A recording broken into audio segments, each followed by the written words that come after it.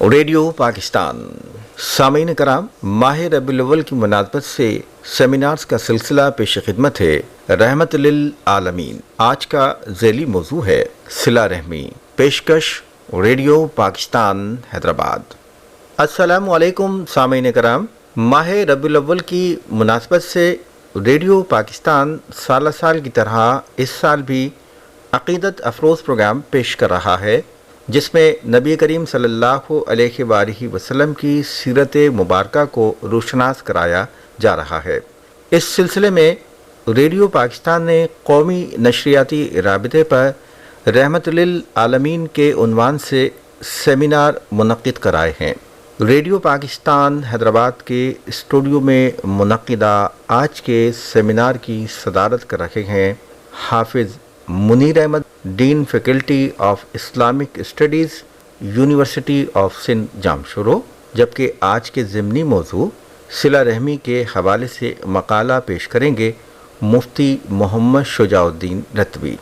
سامعین کرام، اللہ تبارک تعالیٰ نے اپنے پیارے رسول صلی اللہ علیہ وآلہ وسلم کو پوری کائنات کے لیے رحمت بنا کر بھیجا ہے۔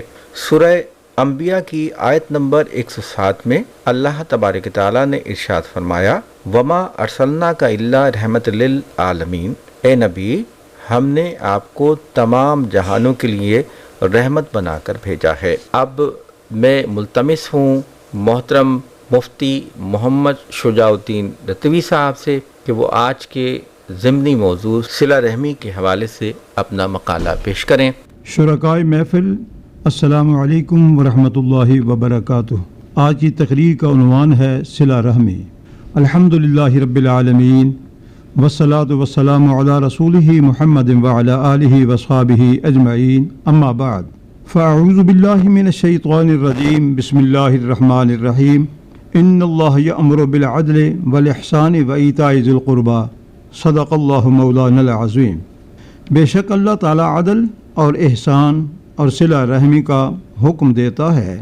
اس آیت مبارکہ کے مختصر فقرے میں 3 ایسی چیزوں کا حکم دیا گیا جس پر پوری انسانی معاشرے کی درستی کا انحصار ہے۔ نمبر 1، عدل، جس کا تصور 2 مستقل حقیقتوں سے مرکب ہے۔ ایک یہ کہ لوگوں کے درمیان حقوق میں توازن اور تناسب قائم ہو۔ نمبر 2، ہر ایک کو اس کا حق بے لاگ طریقے سے دیا جائے۔ اردو زبان میں اس مفہوم کو لفظ انصاف سے ادا کیا جاتا ہے۔ نمبر 2، احسان ہے، جس سے مراد نیک برتاؤ، فیاضانہ معاملہ، ہمدردانہ رویہ، رواداری، خوش خلقی، درگزر، باہمی مراعات، ایک دوسرے کا پاس و لحاظ، دوسرے کو اس کے حق سے کچھ زیادہ دینا اور خود اپنے حق سے کچھ کم پر راضی ہو جانا۔ یہ عدل سے زائد ایک چیز ہے جس کی اہمیت اجتماعی زندگی میں عدل سے بھی زیادہ عدل اگر معاشرے کی اساس ہے تو احساس اس کا جمال اور اس کا کمال ہے۔ یہاں عدل کا معنی یہ ہے کہ ظاہر اور باطن دونوں یکساں ہوں۔ احسان کا مطلب یہ ہے کہ باطن ظاہر سے بھی زیادہ پاکیزہ ہو۔ حضرت سیدنا علی رضی اللہ عنہ کا ارشاد ہے، جب عدل و انصاف کرنا اور احسان فضل و کرم ہے، اور حقیقت یہ ہے کہ جس معاشرے کا صحت مند بنیادوں پر قائم ہونا انہی 2 چیزوں پر موقوف ہے کہ کسی کی حق تلفی نہ ہو، ہر ایک کو اس کا پورا حق ملے اور قانون کے سامنے شاہ و گدا سب برابر ہوں۔ لیکن اتنا ہی کافی نہیں، بلکہ یہ بھی ضروری ہے ہر فرد اپنے دوسرے ساتھی کے ساتھ برتاؤ کرنے میں احسان کو بھی پیش نظر رکھے، یعنی اس کو حق سے زیادہ بھی دے، اور اگر اس سے کوئی کوتاہی سرزد ہو جائے تو اس کے لیے ہر وقت سزا دینے پر ہی مصر نہ ہو، بلکہ عفو و درگزر سے کام لے۔ اسی طرح اس معاشرے میں صرف یہ نہیں حسد و عناد کے شعلے بھڑکنے نہ پائیں گے، بلکہ انس و محبت کی نصیب بھی ان کے غنچۂ ہائے دل کو تبسم آشنا کرتی رہے گی۔ نمبر 3 یہ ہے، اپنے رشتہ داروں کے ساتھ صلہ رحمی سے پیش آؤ۔ ایسا نہ ہو کہ تم عیش و عشرت کرتے رہو اور تمہارا کوئی رشتہ دار نان شبینہ کا محتاج ہو۔ صلہ رحمی کے برکات حضرت انس رضی اللہ عنہ فرماتے ہیں رسول اللہ صلی اللہ علیہ وسلم نے فرمایا جس شخص کو یہ بات پسند ہے کہ اس کی روزی میں فراخی اور اس کی عمر دراز ہو تو اسے چاہیے کہ صلہ رحمی کرے۔ اس حدیث مبارکہ میں بتایا گیا ہے کہ صلہ رحمی یعنی اہل قرابت کے حقوق کی ادائیگی اور ان کے ساتھ حسن سلوک وہ مبارک عمل ہے جس کے صلے میں اللہ تعالیٰ کی طرف سے رزق میں وسعت اور عمر میں زیادتی اور برکت ہوتی ہے۔ صلہ رحمی کی دو ہی صورتیں ہیں، ایک یہ کہ آدمی اپنی کمائی سے اہل قرابت کی مالی خدمت کرے، دوسرا یہ اپنے وقت اور اپنی زندگی کا کچھ حصہ ان کے کاموں میں لگائے۔ اس کے صلہ میں رزق و مال میں وسعت اور زندگی کی مدت میں اضافہ اور برکت بالکل قرین قیاس اور اللہ تعالیٰ کی حکمت اور رحمت کے عین مطابق ہے۔ اسبابی نقطہ نظر سے بھی یہ بات سمجھ میں آنے والی ہے۔ یہ واقعہ اور عام تجربہ ہے کہ خاندانی جھگڑے اور خانگی الجھنیں جو زیادہ تر حقوق قرابت ادا نہ کرنے کی وجہ سے پیدا ہوتی ہیں آدمی کے لیے دلی پریشانی اور اندرونی کڑھن کا باعث بنتی ہیں، اور کاروبار اور صحت ہر چیز متاثر کرتی ہیں۔ لیکن جو لوگ اہل خاندان اور اقارب کے ساتھ نیکی اور صلہ رحمی کا برتاؤ کرتے ہیں اور ان کے ساتھ اچھا سلوک رکھتے ہیں، ان کی زندگی انشراح و طمانینت اور خوش دلی کے ساتھ گزرتی ہے اور ہر لحاظ سے ان کے حالات بہتر رہتے ہیں اور فضل خداوندی ان کے شامل حال رہتا ہے۔ حضرت جبیر بن مطعم کا بیان ہے کہ رسول اللہ صلی اللہ علیہ وسلم نے فرمایا قطع رحمی کرنے والا یعنی رشتہ داروں اور اہل قرابت کے ساتھ برا سلوک کرنے والا جنت میں نہیں جائے گا۔ اس حدیث شریف میں قطع رحمی پر کتنی سخت وعید ہے، اس کے باوجود ہمارے معاشرے میں یہ گناہ کبیرہ عام ہے۔ اس قسم کی سخت وعیدوں کا مقصد یہ ہے کہ مسلمان ان گناہوں سے بچ کر رہیں، اور اس حدیث سے سمجھا جا سکتا ہے رسول اللہ صلی اللہ علیہ وسلم کی تعلیم میں اور اللہ تعالیٰ کے نزدیک صلہ رحمی کی کتنی اہمیت ہے اور قطع رحمی کس درجہ کا گناہ ہے۔ حدیث کا مطلب یہ ہے قطع رحمی اللہ تعالیٰ کے نزدیک اتنا سخت گناہ ہے کہ اس گناہ کی گندگی کے ساتھ کوئی جنت میں نہیں جا سکے گا، ہاں اس کو سزا دے کے پاک کر دیا جائے گا یا کسی وجہ سے اس کو معاف کر دیا جائے گا تو جا سکے گا۔ جب تک ان دونوں میں سے ایک بات نہ ہو جنت کا دروازہ اس کے لیے بند رہے گا۔ تاجدار کائنات صلی اللہ علیہ وسلم کے عمل پاک سے صلہ رحمی کے نقوش ہر لمحہ ابھرتے دکھائی دیتے ہیں۔ سیدنا علی المرتضیٰ رضی اللہ عنہ کو اپنی کفالت میں لینا اپنے چچا سے حسن سلوک ہے، صلہ رحمی ہے۔ ان دنوں جناب ابو طالب کی معاشی حالت بہتر نہ تھی اور آپ نے اپنے چچا کی ذمہ داریوں میں ہاتھ بٹایا۔ خیبر کے مال کو حضور صلی اللہ علیہ وسلم نے 3 حصوں میں تقسیم فرمایا، 2 حصے مسلمانوں کے اور ایک حصہ اہل و عیال کے لیے تھا۔ اس حصے سے بھی بچی ہوئی رقم حضور صلی اللہ علیہ وسلم نے فقراء و مہاجرین میں تقسیم فرما دی۔ حضور سید عالم صلی اللہ علیہ وسلم نے غیر مسلم رشتہ داروں سے بھی حسن سلوک فرمایا ہے۔ بدر کے موقع پر حضرت عباس دوسرے مشرکین کے ساتھ گرفتار ہو کر آئے، رسی سخت باندھے جانے سے وہ کرا رہے تھے تو رحمت للعالمین صلی اللہ علیہ وسلم نے ان کی رسیاں ڈھیلی کرا دیں اور یہی رعایت سب کو دینے کا حکم فرمایا۔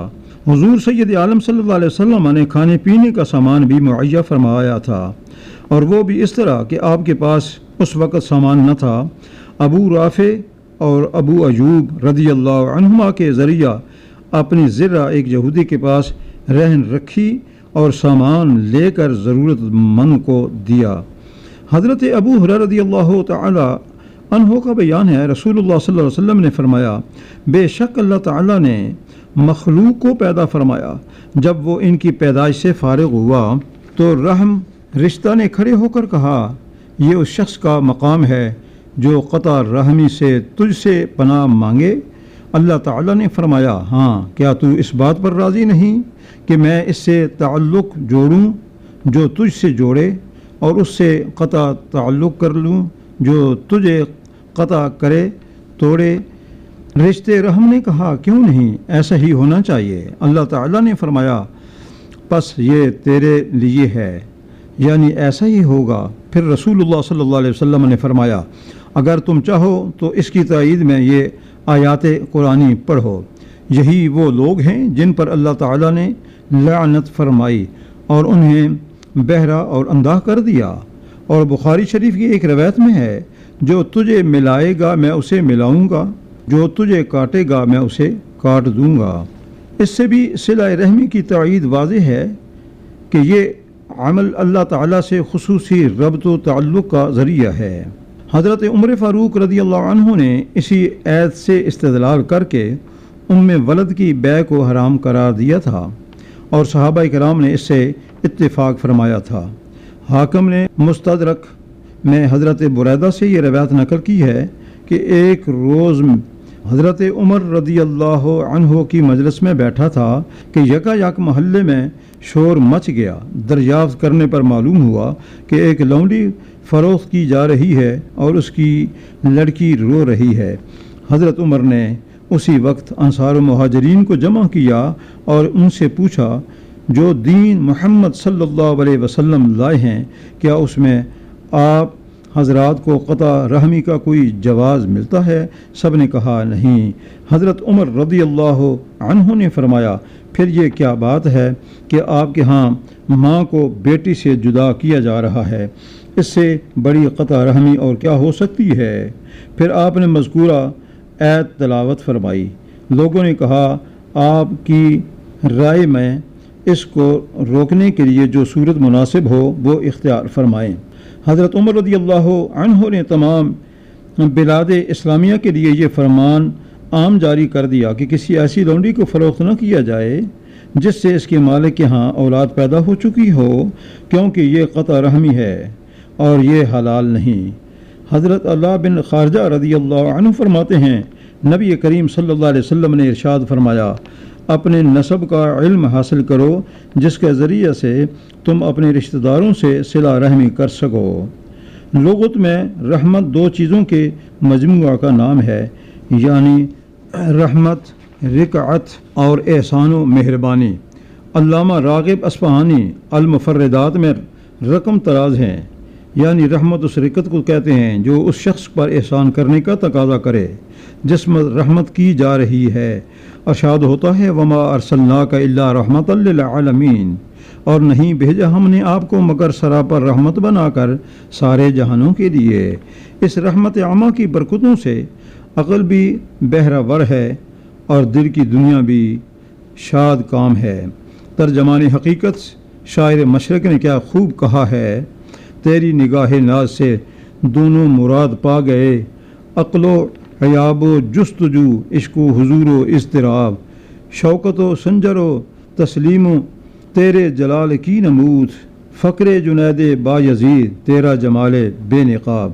حضور نبی کریم صلی اللہ علیہ وسلم نے اپنی شان رحمت سے نقاب سرکاتے ہوئے فرمایا یعنی میں وہ رحمت ہوں جو اللہ تعالیٰ نے اپنی مخلوق کو بطور تحفہ عطا فرمائی۔ ایک مرتبہ کفار کے لیے جب بددعا کرنے کی التجا کی گئی تو حضور صلی اللہ علیہ وسلم نے فرمایا یعنی اللہ تعالیٰ نے مجھے عذاب بنا کر نہیں بھیجا بلکہ سراپا رحمت بنا کر مبعوث فرمایا۔ علامہ سید محمود علوسی بغدادی تفسیر المعانی میں رقم تراز ہیں۔ حضور نبی کریم صلی اللہ علیہ وسلم کا تمام کائنات کے لیے رحمت ہونا اس اعتبار سے ہے کہ عالم امکان کی ہر چیز حسب استعداد جو فیض الہی ملتا ہے وہ حضور صلی اللہ علیہ وسلم کے واسطہ سے ہی ملتا ہے۔ حدیث شریف میں ہے اللہ تعالیٰ دینے والا ہے اور میں اس کی رحمت کے خزانوں کو بانٹنے والا ہوں۔ دعا ہے الہی ہمیں اپنے محبوب کی رحمت سے خطہ وافر عطا فرما اور حضور صلی اللہ علیہ وسلم کے لطف بہم سے ہمارے دنیاوی اور اخروی کاموں کو آسان فرما، آمین ثم آمین۔ وصلی اللہ تعالی علی حبیبہ رحمۃ للعالمین وعلی آلہ واصحابہ اجمعین۔ سامعین کرام، ریڈیو پاکستان حیدرآباد میں منعقدہ آج کے سیمینار کے ضمنی موضوع صلہ رحمی کے حوالے سے مقالہ آپ نے سنا۔ مقالہ پیش کر رہے تھے مفتی محمد شجاع الدین نتوی۔